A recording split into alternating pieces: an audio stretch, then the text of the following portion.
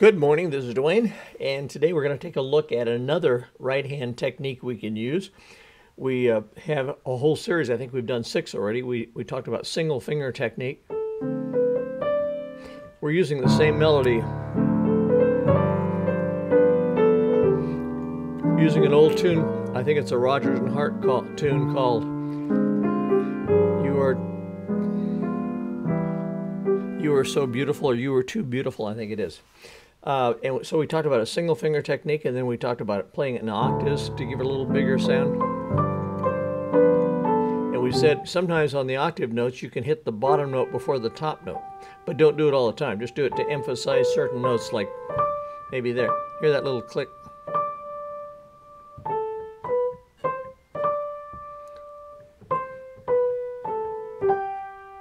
Maybe on just the long notes, okay, the notes that you'd hold for 2 beats or more, say. Okay, and then we talked about thirds. Put thirds under the melody. And we said, of course, we can play it. We can play it in a different octave, of course, but the principle is the same. Then we talked about combining octaves and thirds. Playing an octave, but putting a third under the top octave note, okay?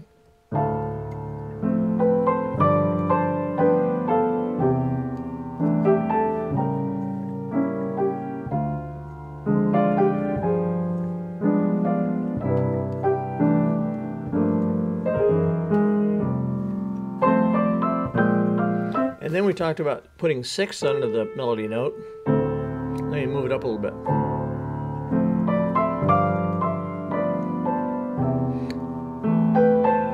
We said 6 won't work all the time. Nothing will work all the time, but most of the time it'll work.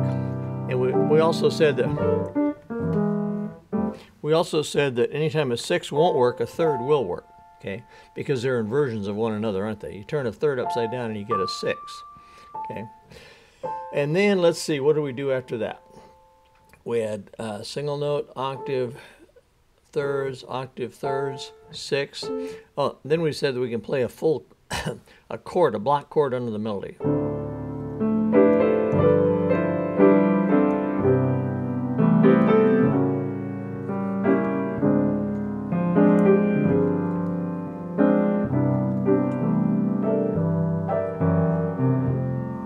And so on, okay? Now this time we're gonna cover another style. I call it stuffed octaves. Some people call it super octaves, but in any case, you just put chord notes between the octave notes, between the melody. Here's a melody. And so you got to know what the chord is. The chord's D minor there, so you'd fill in the notes of the D minor chord as much as you can until the chord changes, and then the chord is G7, so you fill in those notes. And then the chord is E minor, and then you fill in the notes of the E minor chord. And that's an A7th with a flat 9th, D minor 7th, F minor. So the idea is to fill in the notes of the chord whenever possible between the octave notes. And as usual, it's not always possible. Errol Garner did that a lot.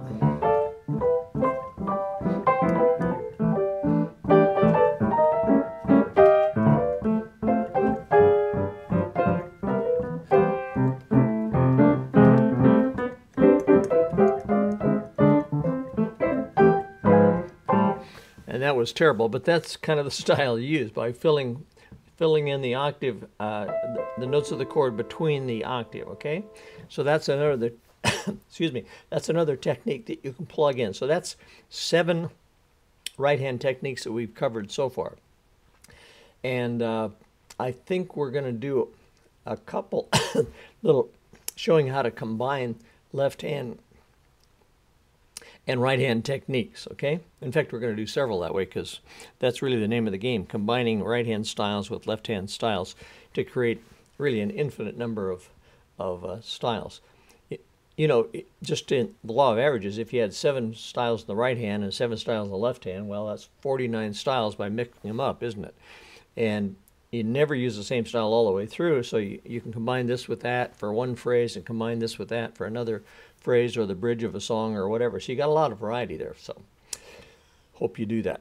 Okay, thanks for being thanks for being with me. And again, I apologize for my voice, but such is life. Okay, see you tomorrow. Bye-bye for now.